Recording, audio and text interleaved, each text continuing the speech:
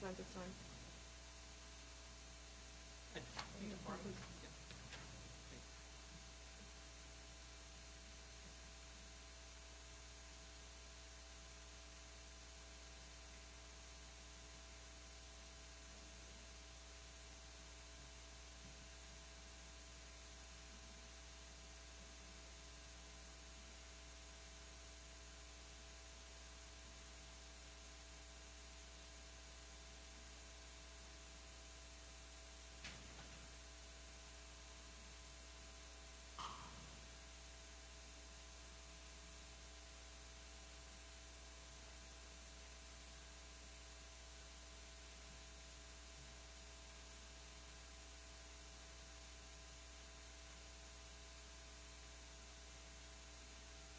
Okay, I think we can get started.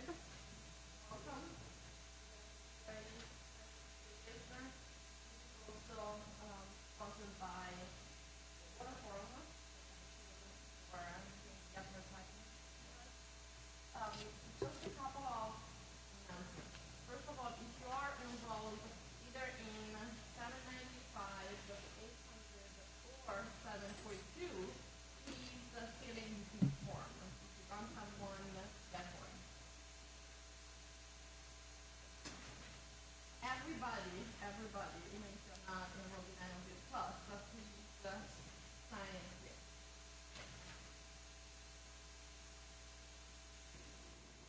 And as a reminder, if you do want your voice to be recorded, you will need to speak into a microphone. Thank you. We have one more seminar for the seminar series, which is Monday, not next week. That's our last seminar. If you're graduating this semester, you're not sure whether you have attended our seminar, so please come to me and I can let you know.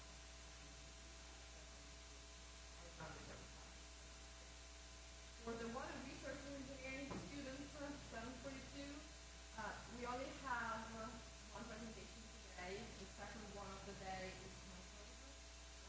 So after this presentation, maybe the next one.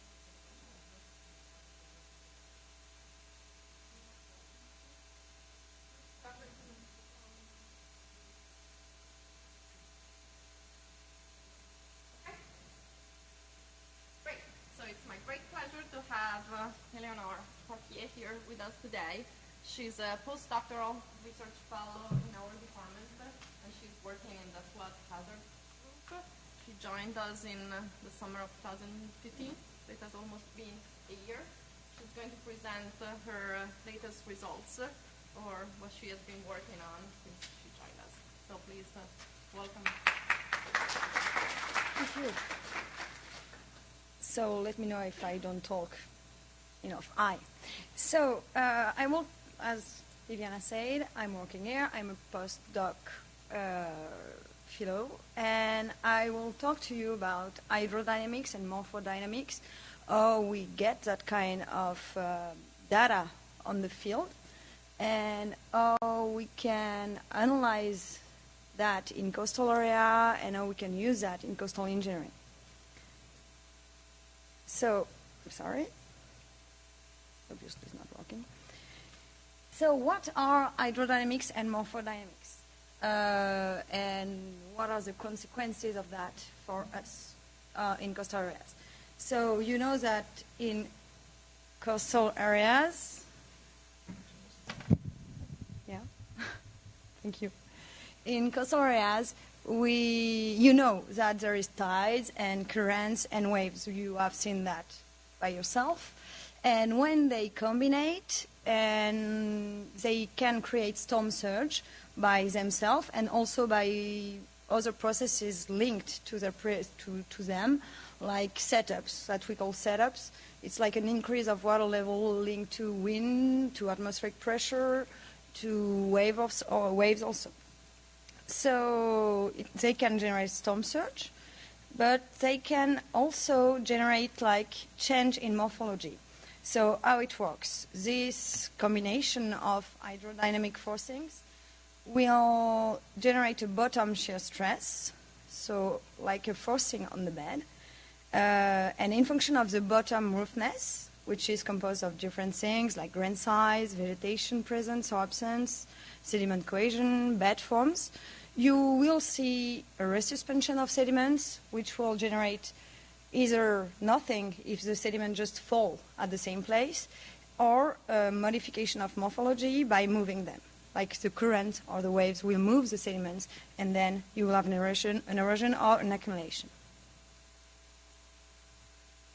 So storm surge or hydrodynamics and morphodynamics will generate this kind of things. So the two top pictures were taken in France after one big storm, which was named Xynthia.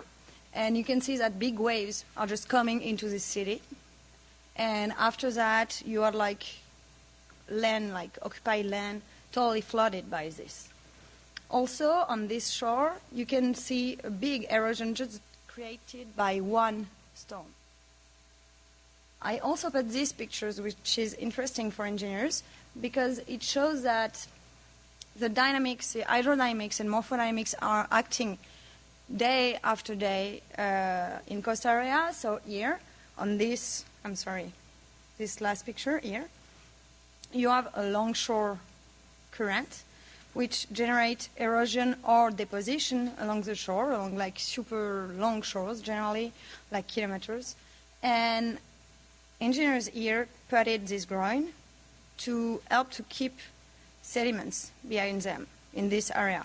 But it means that in front of this city or this place, you have an accretion of sediments, so people can still come on the shore during the summer to take a bath. But on the city just after, maybe the sediments will not come, and then people will not be, there is no tourism, there is nothing after that. So it's it's a good in a way and bad in another way.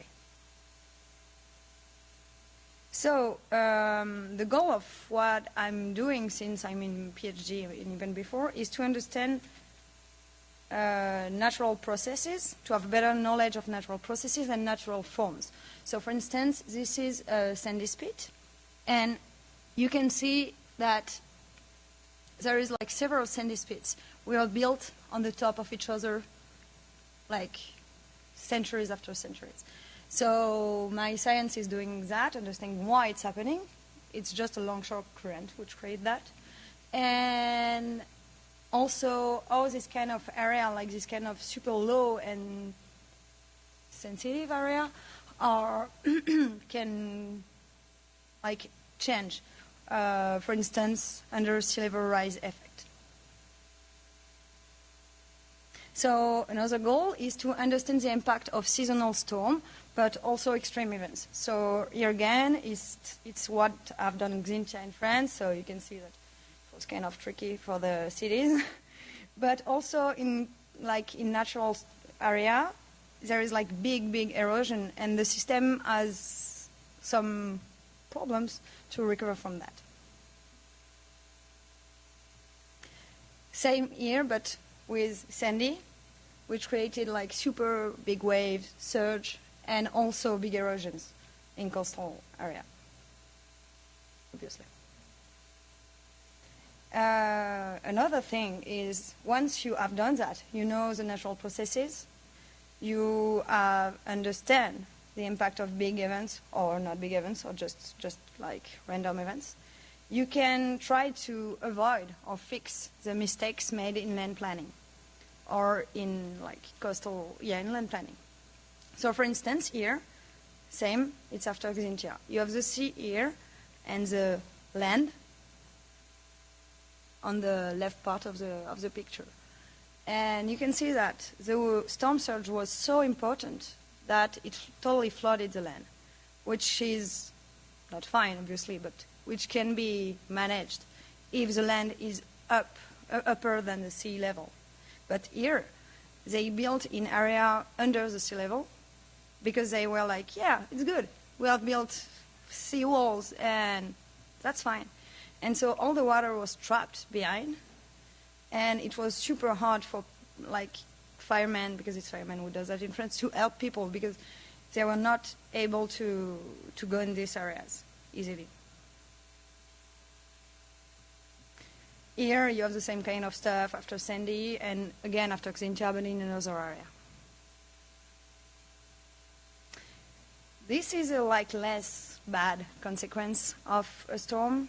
So this is a beach in the south of France, and there is houses which were built behind shoreline.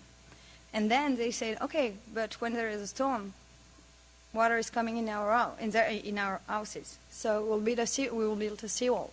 Great idea. So, but at each storm, when one storm is coming, like all the sand is going away, and then there is just the seawall. So it's not the worst I have seen on this site. Sometimes you have a big hole under the wall, and like all the sand is gone, and so it's really hard for the system to recover because there is no system anymore. So, as I showed you before, this is a groin which works. So the current is going by there, by the right, and the sediment is trapped here. So it's working because in this area the dominant dynamic is a longshore dynamic.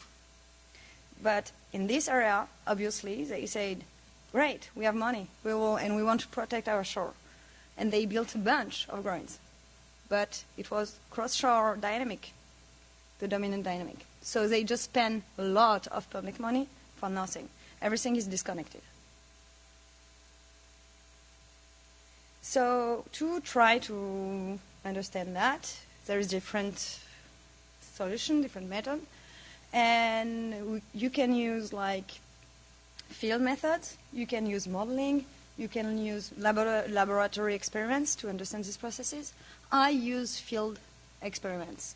So you can measure hydrodynamics, and morphodynamics are kind of not that easy to measure, but you can do some measurements which will give you an idea of what is the morphodynamics in the done area.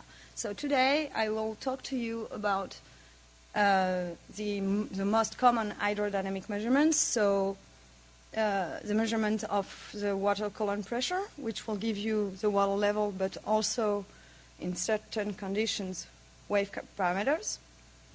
I will also talk to you about current velocity and direction measurement. And about morphodynamic, I will talk to you about how we do DEM and how we compare them and what it can give you as like results, not something else. And I think that's it. So to evaluate water level or waves, we are using pressure sensor. So you have a bunch of them here. You have two kind of pressure sensor. You have low frequency pressure sensor on the right, just here. So this kind is what we're using here at GMU. And so this sensor can measure the pressure until 1 Hertz, so one measurement every second. And you can easily measure water level with that if you don't have any waves. If you are in a flat if you have a flat water surface.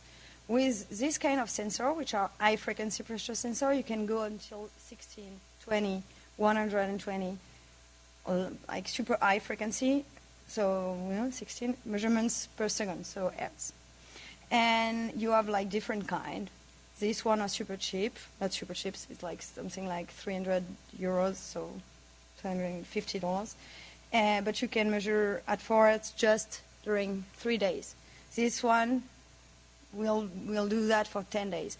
This kind will do that, but for 1 month. So in function of what you have, what you can do, you can put different things.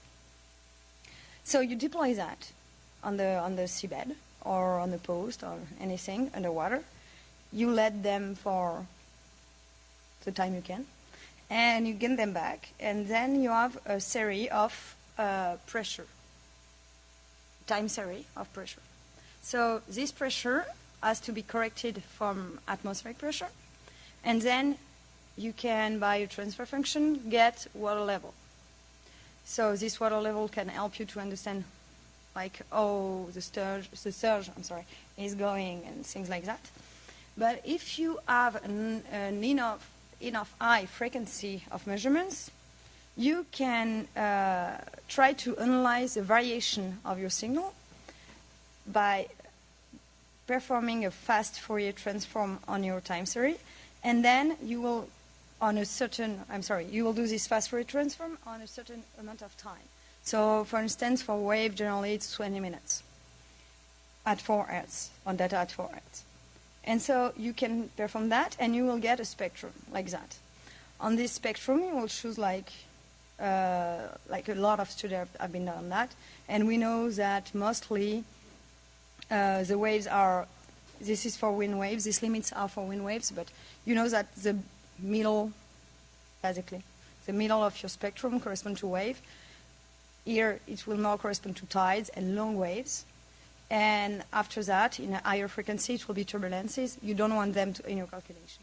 So you just choose what is a real wave, and you do some little calculation, integration and stuff like that, and you can get your HS, which will be the integration of the part of the spectrum you want, and you can get the period of the wave. So with that, you will say, for instance, you will be able to say, for instance, during this 20 minutes over this point, I had every 5 seconds a wave of 2 meters coming, which is kind of not possible. Every 10 seconds, a wave of 2 meters coming.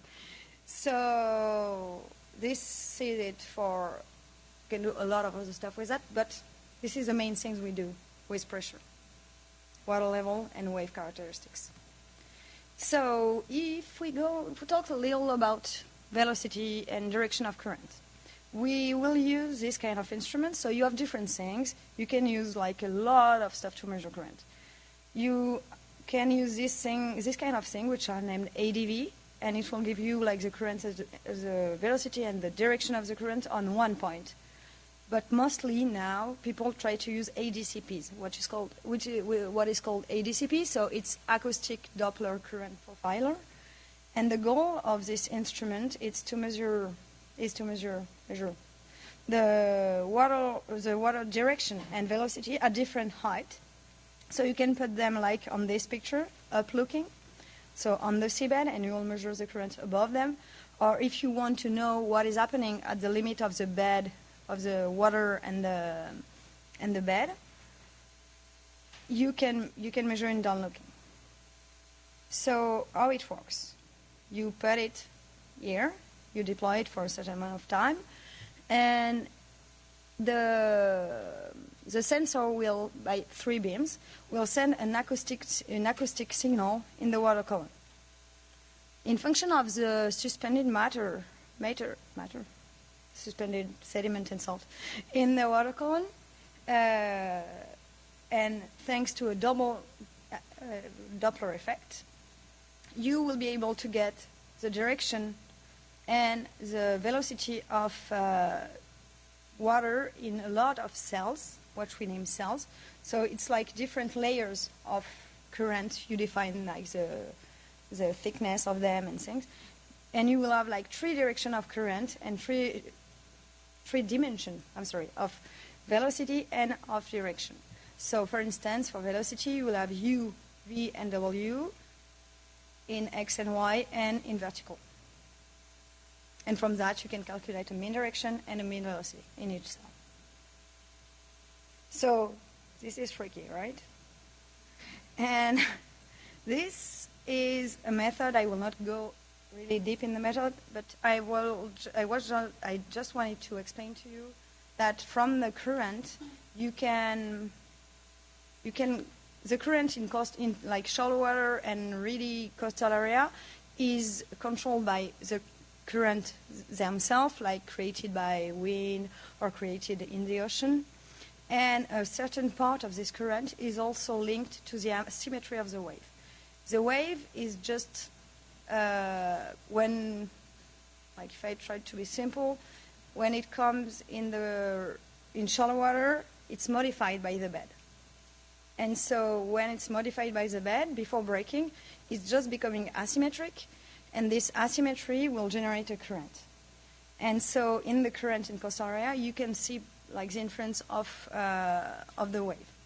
And so this method is just like trying to work on the spectrum, like we did for the wave, but trying to work on the spectrum of current to dissociate that, the part of wave and the part of current in the turbulent kinetic energy, which is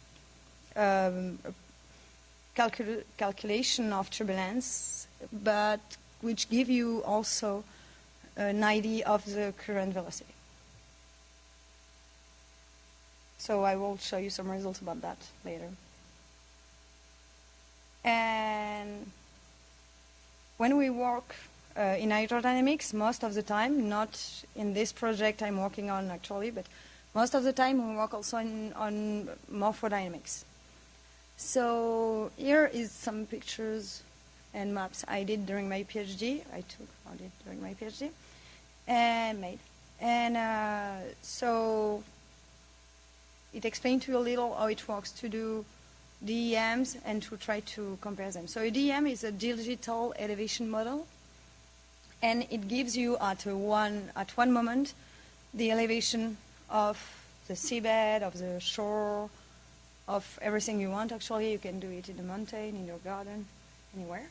So you can use DGPS to do that, a differential GPS. So you put the base of the GPS on the shore somewhere, and you let it for hours.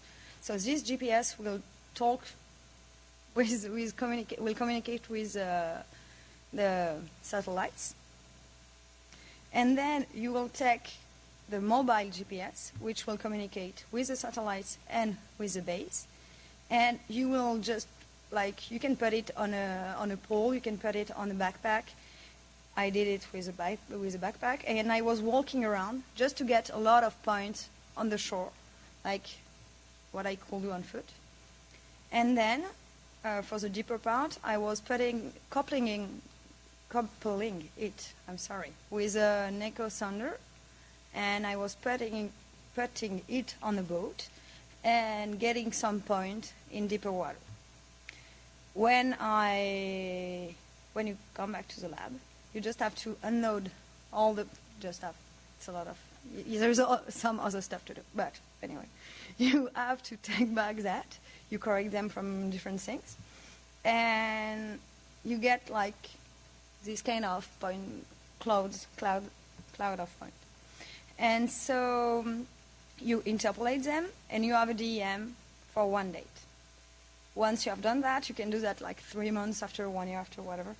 And you do the same thing, and you can compare them like under GIS. You just do a subtraction of DEM. You take off like the part which are not like which are too, because when you compare them, like you have an error associated to your measurement. You need to be careful to not take things which are too close, and so you make like if it was a 0. And like there is no evolution, and you get, once you have cleaned everything, anyway, you have this kind of stuff. So for instance, here it says all the blue part were eroded of 10 to 30 centimeters, and the pink part were accreted of 10 to 50, I think, because there is a red point here. So it's kind of cool and super used to get an idea of how coast areas like are modified by hydrodynamics or those stuff. So I will first show you some results of from my PhD that I did in France, and after I will come back on the thing I have done here. So both study cases are about the interest of natural protection. During my PhD, I worked on seagrass meadow, so this is plants living underwater. And during my postdoc with these guys and Salsofera, I worked on wetland, so like plants but living on the shore. So during my PhD, one of the goals was to evaluate the influence of residual seagrass meadow on morphodynamics and like their interaction and how hydromorphodynamics were influencing the evolution of seagrass and how seagrass was protecting like the coastal area. So I worked on like the largest lagoon in Europe, I think, or maybe one of the. And this lagoon is located in south of France. And what is interesting here is there is not that much hydrodynamics generated in the sea coming in, because it's just communicating with the Mediterranean Sea by this channel. So there is almost nothing coming from the sea. Here, all the hydrodynamics are generated by wind. And so at the beginning of the 20th century, there was a lot of seagrass meadow on the bed of the lagoon. And so there were two species, Zostera norte and Zostera marina. And there was a lot of pollution, but also a lot of fresh water coming from this channel. Like the water was used for electric power plants, but whatever. So, and all this water, like fresh water, was coming in the lagoon, and there was like a big disturbance of the ecosystem because it's brackish water normally in this lagoon. And so most of the seagrass died. Zostera marina disappeared, and Zostera norte were reduced on only 4 points. Like it was less than way less than 1 square kilometer. And I studied this site. So one of the questions was how current, but also waves, are interacting with the meadow. So I put one ADCP in the meadow, on a spot, like really in the meadow, but on a spot without vegetation, because if you have vegetation, as I say to you, it's like the particles in the water which will give a response. So if you put leaves, it will give you like a super fast current, but it's not really, or not, I don't know really what will be the answer, but it will not work. So I put that in the middle of the meadow. And this, as it was a residual meadow, I was expecting to see classic current profiles that you can generally observe above sand. So here you have two profiles. The black one is like a theoretical profile you can see above sand, and this one is a theoretical profile you can see above meadow. So here you have the current velocity in X, and in Y you have the height of water column. So above the sand, normally, you see like fast and constant current velocity, almost constant current velocity, to be really close to the bed. And in the limit layer, you will see a fast decrease of current velocity. Some authors have shown that above seagrass meadow, but also above wetland grass, wetland plants, you can see another kind of profile. It will decrease, but way higher in the water column due to the presence of the canopy, which will increase the roughness of the bed, and so create this decrease of water velocity way above the bed. So, as I worked in a residual meadow, I expected to see that, even if I wanted to see that, to show that the meadow was a good meadow. So here, as a result of one event I monitored, so the wind was kind of high. It's not like super fast wind, but it's already high. So it reached like 18 meters per second. For these events, I reported here like several parameters, the HS with the height of the wave and the time. Here you have the current velocity with the height of the water column, so the depth. Here's the time, and the color represents the speed, the velocity of the current. Here it's the same thing, but the color represents the current direction. Here you have like still depth and time, but the color represents the turbulent kinetic energy related to the entire signal of current velocity. So it means it's like the turbulences associated to the current generated by wave and current by everything, like all the current. And here you have the contribution of waves to the entire signal. So basically it means that waves were acting as X% of the entire current velocity. So during this event, you have waves at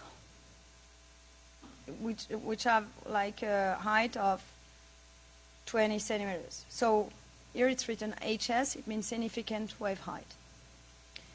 Here you have the current velocity.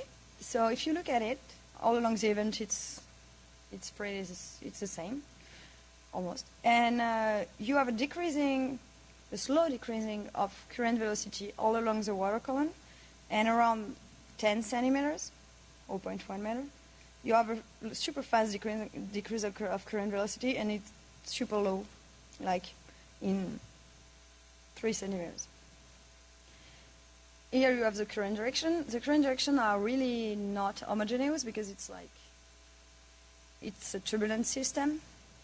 But you can see that around 10 centimeters you have something is changing, and the current has not the same direction in the bottom layer and in the most part of the water column. The turbulence show approximately the same scheme than the current velocity. So decrease slowly along the water column, and then at 10 centimeters, super fast decrease.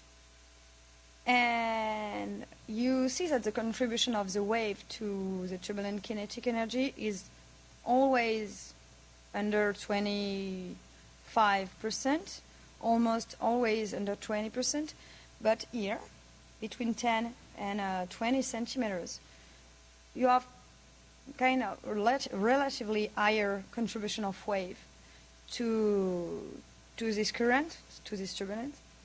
And it means that waves are more acting on the turbulence, in this particular area, at this particular height. So if you look at this movie, you can see that when there is no wind, there is no current, no wave, the planes are almost not moving. But during like a small event, like it's only 7 meters per second of wind, so it's way lower than what I've shown to you. The leaves are like bending under the effect of current, and they are like moving, like I don't know really how to say that, but, yeah, really moving under the effect of the wave. So it shows that the residual meadow, like these things, like the bottom layer shows that this residual meadow, we have seen there is not a lot of leaves, is able to reduce the current close to the bed. And this higher contribution of wave to turbulences is, my interpretation is that it's generated by the strongest interaction of the top of the canopy with the waves. Like it's linked to the rhythm movement, back and forward movement. So maybe we'll like a little break. And so that it shows that it's kind of important to protect even a residual meadow, even if a lot of people think, yeah, it's done, you cannot do anything anymore. It's kind of good to keep this kind of stuff and to try to protect them. So that's not what I wanted to do. So during my PhD, I also did digital elevation model. So this map shows the evolution from February 2012 to March 2013. And so here you have the meadow in black. The blue part shows the erosion, and the pink one, the accumulation. If you look at it, let's focus first on the shore. You can see there is an alternance of accumulation and erosion all along the shore. And here, on the seabed, you can see a bigger erosion on the side, on the west part, where there is no seagrass. But here, you can see that in front of the seagrass, there is erosion. And in the seagrass and behind it, there is an accumulation of sediments. So let's think that a seagrass meadow, even residual, again, is able to reduce the current and the waves. So we have seen that before. And thus allow a deposition of sediments and like a protection of the sediments, because you know that big question in coastal engineering is to keep sediments on the shore, because at least in France, we have less agriculture in the mountain, so the trees are coming back, and then the sediments are kept on the soil, and the river are not taking enough sediments to the shore, and the shoreline is in erosion almost everywhere. So it shows again that this kind of this kind of seagrass of plants can be a really good coastal engineer, actually. And so this is showing you the impact of something at the scale of the year.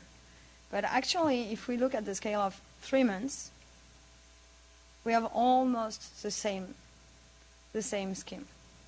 So it means that in this kind of low energy area, because when you don't have waves coming from the sea and current coming from the sea, we say low energy area, fetch limited area, you can have like a really strong evolution of the coastal area in less than 3 months. And actually, I think it happens, I have other data which shows that it happens in even less than that.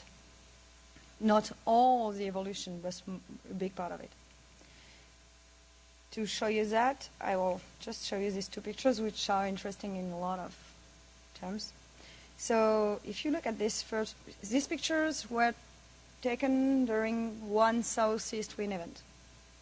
So here you have a little hut on the 2 pictures, and in front of it you have this little riprap. You can see it here better.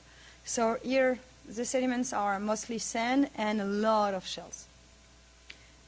And here, at the beginning, but after like maybe 6 hours of the event, you have this big amount of sediments here.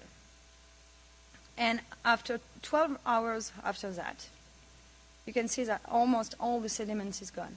It's not gone far away, because thanks to the shallow water and the form of the bay, and also the seagrass meadow, the sediment is staying here in the bay. It's just moving around. It's just going there and coming back when it's an opposite event, because here it's a southeast event, and when it's a north event, the sediments go in the other sense. So it shows to you how it can change fast, and also it shows you that this is not a legal structure. It was made like by the hunter, like that, just to protect their, we don't know really from what, but to protect their hut. And you can see that it can be gone super fast, and it's not super useful because it's in the middle of in the middle of what we call a cell, in French at least. I don't know what we call that in English, but what we call a cell. So the sediments are moving from one part of the cell to the other one, and it's in the middle of it. So it can be kind of dangerous for the system, because you're just blocking the sediment on one side if you do it like real engineers. So it can be super useful in some area, like to protect a port or something like that. But in area where sediments, like morphodynamics, are super intense, it can be unuseful and kind of dangerous for the system. So now I'll try to show you a little what we have done. So I think that Jana talked to you a few weeks ago, not all of you, but a few weeks ago about that. So maybe I will not be super, not give you everything. If you have questions after, I will be happy to answer. So we work at the scale of the Chesapeake Bay to understand at the scale of the Chesapeake Bay, in the Chesapeake Bay on different sites to try to understand on the field how a storm surge is attenuated by wetland. So I will just present you the results that we got from one site, which is at the mouth of the Chesapeake Bay here. So this site is named Eastern Shore. And it's on the Atlantic Ocean, and it's behind a barrier island where there is an inlet fronting the site. So some hydrodynamics can come in from the ocean, but mostly it's wind, local wind, like day to day it's local wind, which will control the evolution of the area. So here we are not working on morphodynamics. It's just hydrodynamics. Sorry. So Seth installed here a water level sensor, 1 in the water and 4 in the marsh, so 1 really on the shore and 3 behind. And with Jana and Celso and also Juan, we installed other sensors, so 2 current sensor, 1 in the water, 1 in the marsh, and 4 wave sensor, 1 in the water at the same place than the water level sensor, and 3 in the marsh. The green points are just our vegetation survey, and I will not talk to you about that today. And also Lindsay, I'll have some time. So I will just talk to you about water level and wave today.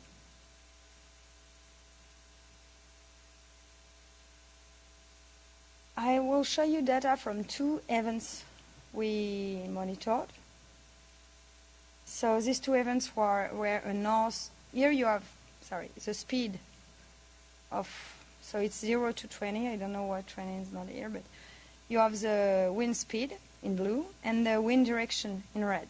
So it's the wind speed is from 0 to 20, and the wind direction is from 0 to 360. So when you have red points here and here, it's actually the same direction, it's north. So we have 2 events. We monitored 2 events. A north-northeast event, which reached where wind reached speed of 16 meters per second. And there is a second event. There was 2 peaks, and the wind were going until 17 and 18 meters per second. And it was a north event. So during the first event only, we measured wave. And you can see here 3 graphs showing the results of this experiment. Sorry. So wave height are shown on the first graph here for the 4 stations. So the darkest represent the sensor in the water, and then you have the sensor, the blue of the sensor in the marsh. And here you have the wave periods, and here you have the wave attenuation rate. So wave height decay rate. So here you can see that at low tide, here, you don't have waves. But at high tide, what we will look at, you have a decreasing of wave height from station to station. So the marsh is working at least to decrease wave height. These waves are the certain periods, so I will not spend too much time on it. But if you look at the wave height decay rate, you can see that at the beginning of the tide cycle, there is high wave decay, right? Whatever. And at the top of the tide, at high tide, it's way lower. And it re-increases a little when the water level decreases. So keep that in mind if you can. because I will show you some other results, some comparison, which explains that better. And here are the water level measurements. So if you look at the first one, it's like the raw water level with water level in matter here and the time. And you can see the tide cycle here. Here you have the water level attenuation from station to station and the time. And the water level attenuation along the marsh. So from station 2, which is the first in the marsh, to station 5, the most inland station. So if you look at the water level, like that, you cannot see really a difference because we try to represent all the data. But you can see that there is like higher water level in station 1, but it's not super easy to read. If you look at the water level attenuation rate, same here, I will not go into detail of that, but you can see that mostly between station 1 and 2, which is the darkest point, you have positive attenuation and then negative attenuation from station 2 to 3, and then around zero attenuation between 3 to 5. And if you look like at all over the marsh, it's like maybe easier to read. You can see that at the big, you can see that there is negative and positive attenuation rate. And if you focus on one tide cycle, you can see that at the beginning of the tide cycle, there is like positive attenuation of water level, and at the end of the tide cycle, there is negative attenuation of water levels, which means like an increase of water level. Not super strong, less strong than the positive one, but anyway. So these results and the results of wave height decay can be analyzed by comparing like wave height decay to water level in HS. So here you have wave height decay and water level, wave height decay and HS, and also by comparing water level attenuation all over the marsh to water level and HS. I will just go into two of these graphs.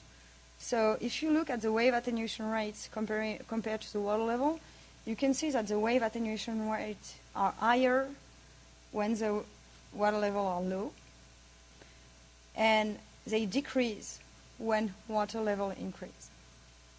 So like I said to you earlier, a wave is modified in shallow water. So when it arrives in super shallow water, it will be really modified and become asymmetric and then break, and then there is no wave anymore. So the attenuation of the wave is linked to that. And if you have a low water column, a low water level, the wave will be modified strongly, and then the attenuation rate will increase. But if the water level is high, it will not happen unless. That's why you have this shape. Now, if you look at the water level attenuation all along the marsh, in comparison to HS is the wave height, you can see that the water level attenuation is low when HS is low, and they increase together. So it's HS at the beginning of the marsh. So it means that when you have a big wave height at the beginning of the marsh, your water level is decreasing. And this water level attenuation is just linked to the wave attenuation, because the wave at the entrance of the marsh will generate a setup, and also by itself will generate an increase of the water level. And then when it will break, the water level will be low.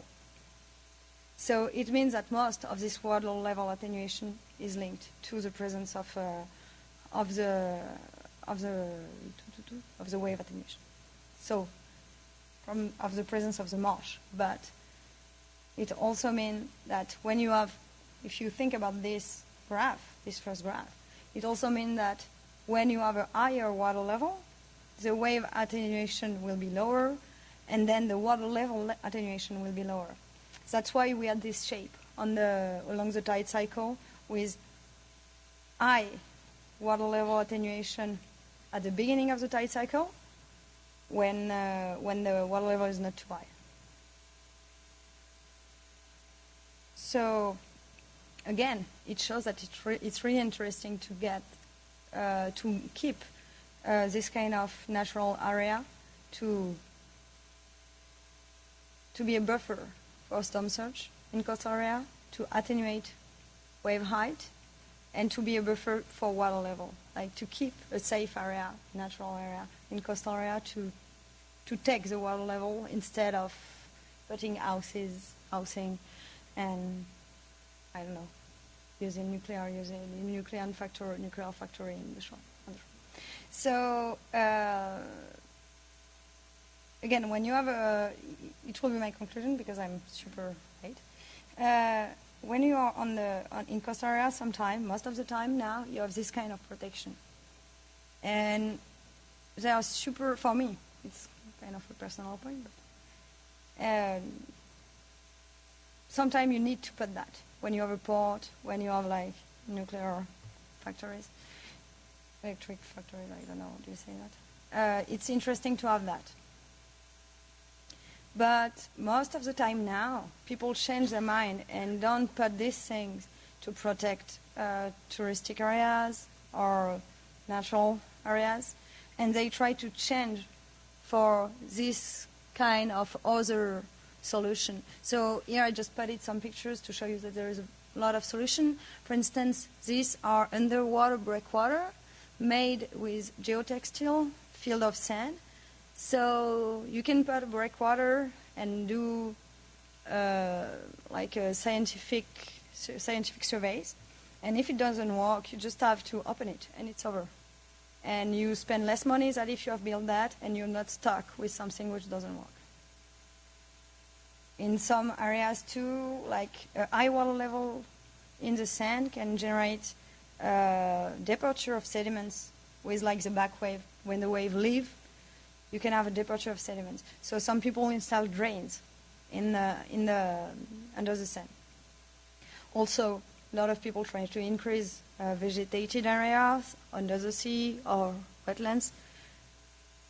Other people like do beach nourishment, which is taking sand away and putting it on the shore. It's just like avoid the problem, saying, okay, we'll just put sand to let the sea eat it, and when it's done, we'll just do that again. And also now you have this kind of underwater structure which are built and which are super good for ecosystems because like plants and fishes go to live there. But it's also good because it can help to break waves away and to do the same kind of stuff than that, or break water, but it's also kind of safer and cheaper. So it's just a question of what do you want to do, what is the risk, what is the cost, and how you can, like, you had studied that before. So I think that's it. And if you have questions, I guess I have said a lot of stuff. So thank you.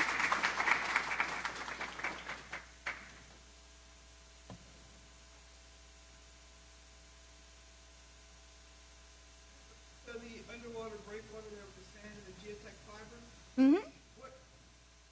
where's that been used and how effective is it? I love your question.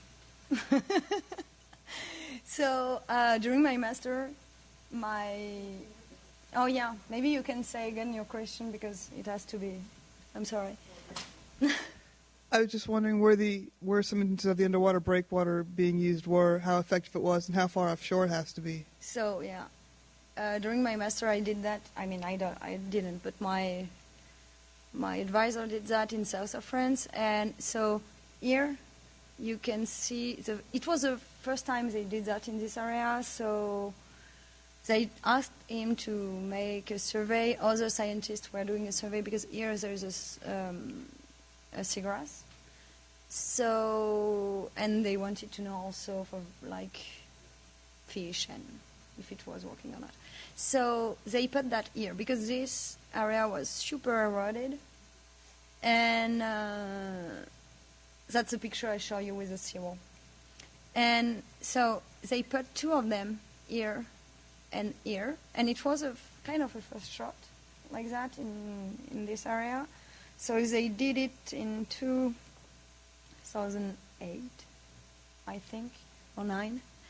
And I didn't follow everything, but I know that it worked a little because they nourished the shore and they put that, and like my advisors have shown that during the next winter there was less departure of sediment.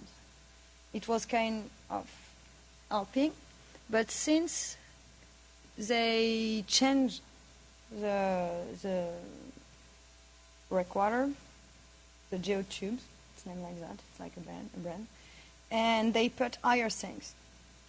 I know now there is skins like going on it, and you can walk like on it. It's super high. This one is now closer to the harbor and super high. And so I guess it's because it was not working really well. And I know that he did again a new study, but I don't have the results. But yeah, it has to be not too far. And they put two. I don't know why they put two so far from each other, like in this shape. I don't know really, because like the engineers did that, and we arrived after the war, kind of. We did some survey before and some survey after, but he was not involved in the deployment, so I don't know exactly the technical points. Sorry. Hi, Eleanor. Interesting presentation. I was curious for the, you showed the Chesapeake Bay and the wave height and the attenuation and different, like high tide and low tide and rising and falling, that kind of thing. I was just curious if the results that you got, is it the kind of results that you were expecting, or if there were surprises in some of those results, or things that kind of were contrary to what you would have expected given whatever conditions there are, that kind of thing. I was not, thank you. I was not surprised by the wave attenuation, the water level either, because, I mean, it makes sense that it will break if you have a change in the elevation and for the waves and vegetation. So I was not surprised by that, but I was kind of not surprised, but interested at least by this relationship, which makes sense, which makes totally sense. But just like how it works with tides and the interaction between both are interesting. And also for the water level, I was expecting to see less impact of waves, even if, well, again, once you have the result, it always makes sense. But yeah, I was hoping to see more impact of, more attenuation of the water level itself, which is maybe possible. We need to. It could be cool to do experiments in a flume in a laboratory to see if it's possible. But I think that if it's not that obvious to see different, like a real attenuation of the water level itself, it's because we have waves anyway, so you have to do with what you have. And also because we don't have a super long transect. It's like 300 meters. And so I think that, there's not a lot of field studies which are been made on these kind of things, but generally you need a really long wetland to see something. And one of our colleagues have done something in the Everglades, and he was seeing an attenuation, but it's the Everglades, it's not like 250 meters. So maybe, I mean, I'm not surprised, but I want to go to see more like on this side. I just wanted to know, on the last slide, I had 2 questions. Did you say that they, maybe they're not that effective because they do end up drifting? And then I wanted to know, it's the top right, I forgot what it was called. And then also, I think you had mentioned Virginia Beach, and I'm from there, and I know they normally dredge the sand on shore at the bay, I think at the oceanfront too. But I'm wondering if you know if they use any of that other than just bringing the sand on shore. I don't know at all. I don't know well Virginia Beach area, so I don't know if they do that. And I'm sorry, the first question you asked was? Like the nourishment from nourishment? Or like the geotubes, you mean? Okay, so drifting, you mean moving like, yeah. So I'm not sure. I think that this shape, with two geotubes is made for that. And there is also, like you can see, like a carpet, scarrow apron, which is made to do that. And I remember my advisor talking about that, but I'm not. I think it's super. Even if they try to do that, I think it's possible, because your profile in winter and in summer is changing a lot. You will have a more flat profile in summer normally. So in function of where you put it, you can have like it can roll, kind of, It will not be drift because but roll, yes, maybe a little. And you can have like erosion on one side, like on the shore side, on both sides. You can expect to have an erosion like on the foot of a seawall. You can expect that. So you can expect that on that too. But like the goal of this kind of structure, it's like it's less expensive, and if it doesn't work, or if you see that kind of stuff, you can just destroy them. It's geotext. It's supposed to be geotextile, so you could just open them and let the sand go and take off the textile and it's done. So yeah, but I think that it's possible. I mean, I'm not doing advertising for that because it's a company who does. I mean, it's not my job to do that. I don't know really well.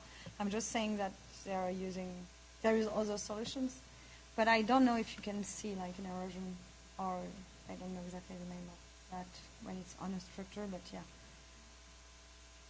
I think that it's possible, yes.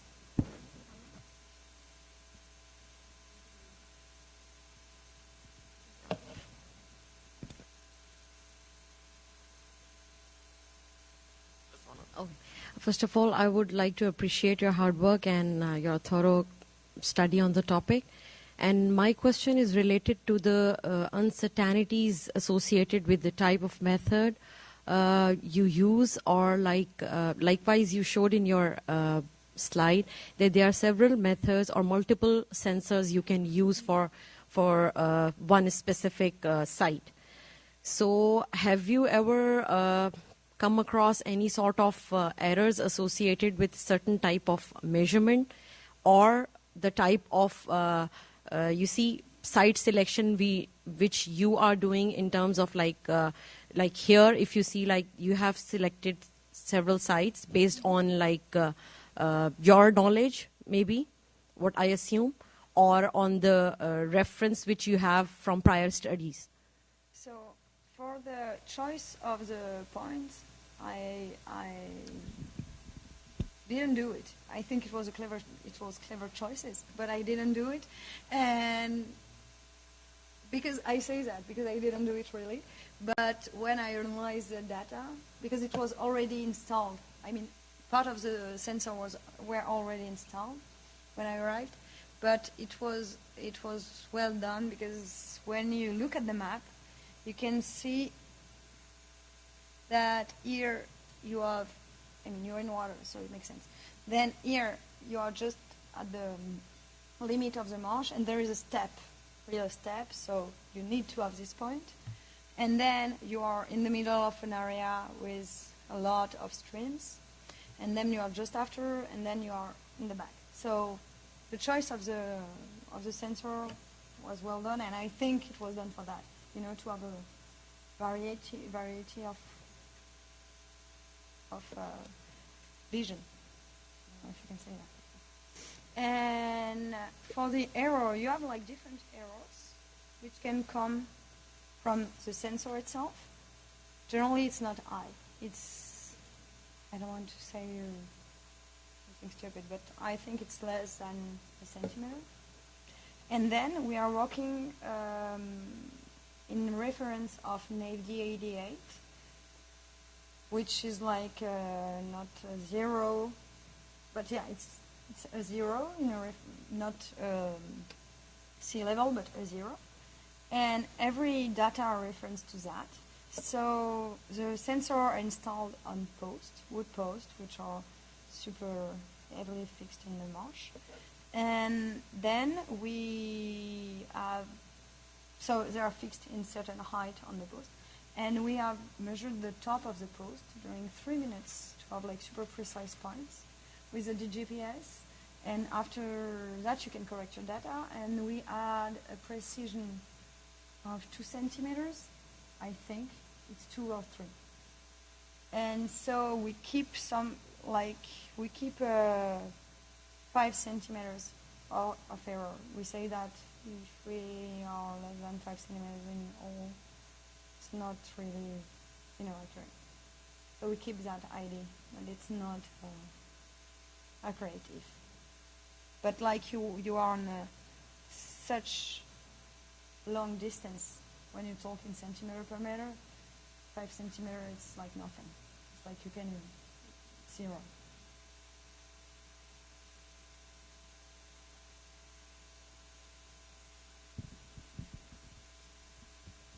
Hi, I'm Kais, and you answered. I had a question, but you kind of answered it as the other people had asked.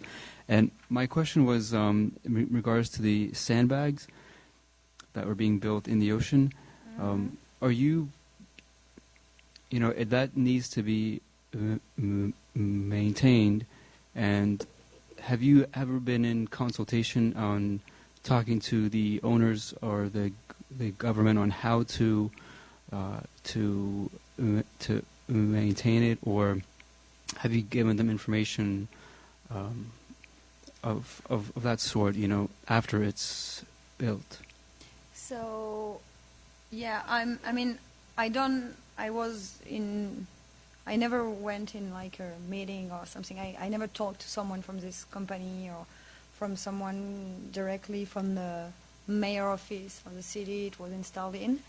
I just know that they had to change them, but I think it's more a question of size, of calibration. And I think it needs to be maintained a lot. But I have no idea. I mean, if you type geotubes on the internet, you will see that there is pictures, and you look in images, you will see that in India, I think, in South India, but I'm not sure, you can see picture of that. And I think there was like kind of a super big event, and all the geotubes are on the shore, totally destroyed. So I think, it needs to be maintained, and you need to calibrate them well, and you can have like bad experience with that too. But I really don't know how it works. I'm the scientist behind, just looking at how it works, processes. Oh, yeah, I'm sure they have scientists. I'm sure, because it's kind of super good idea, and no, but it's a good idea. You can tell. I mean, you can destroy it super easily, so it's not like it's good to try something else. And I'm sure they have scientists doing that. And they work also with a lot of scientists even if they don't. In Europe, there is a lot of laws like that. Now you cannot, it's super hard to build like a seawall or breakwater. And so major cities, and they need to go into that kind of things if they want to protect their shore, except for a port or But if not, they need to go on that kind of thing. There is also politics like cities are buying the houses of people because it's too close. It's kind of super hard to do breakwater now. So it's a good think that they developed that, but yeah, I don't have any idea how it has to be maintained. I heard stuff like things like in river. I heard that one soft engineer, but it's like, it's scientific gossips. I heard that like soft engineering is costing 10 times less more, but you have to maintain them 5 times more. But it's it's gossips. No, but I'm sure it's true, but I don't know like really the numbers, and so I cannot really tell. Okay.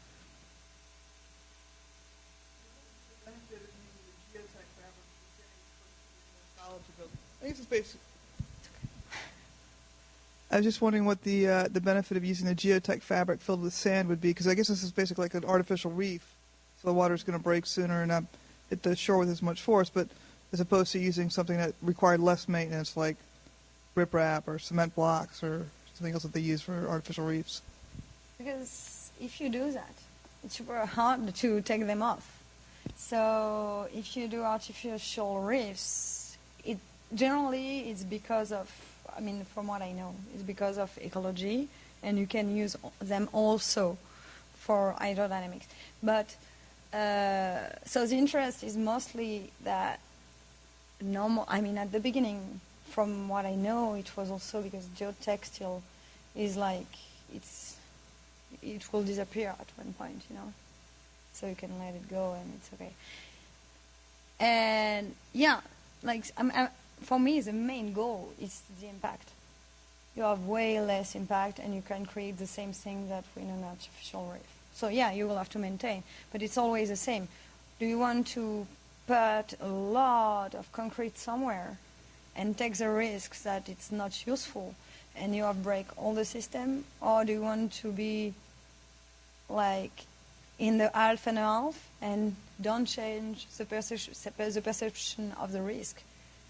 Because there is that too. If you build a super high hole and you say, yeah, it's okay, guys, we have a 50 years, I don't know how to say that in English, like return period, it's okay.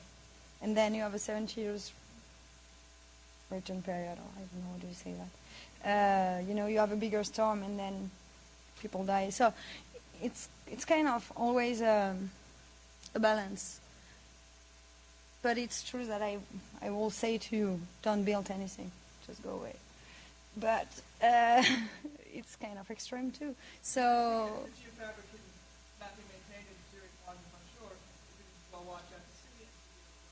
I agree. I agree. Yeah, sure.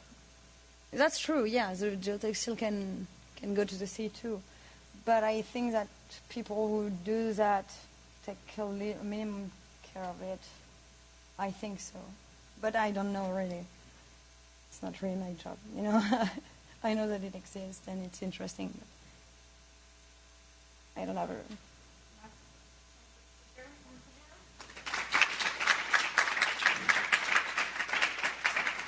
Any additional questions or comments for her? Sit in the building, fourth floor. Okay, thank you for coming, and see you either next week or in a couple of weeks. We've had a transportation who's talking about these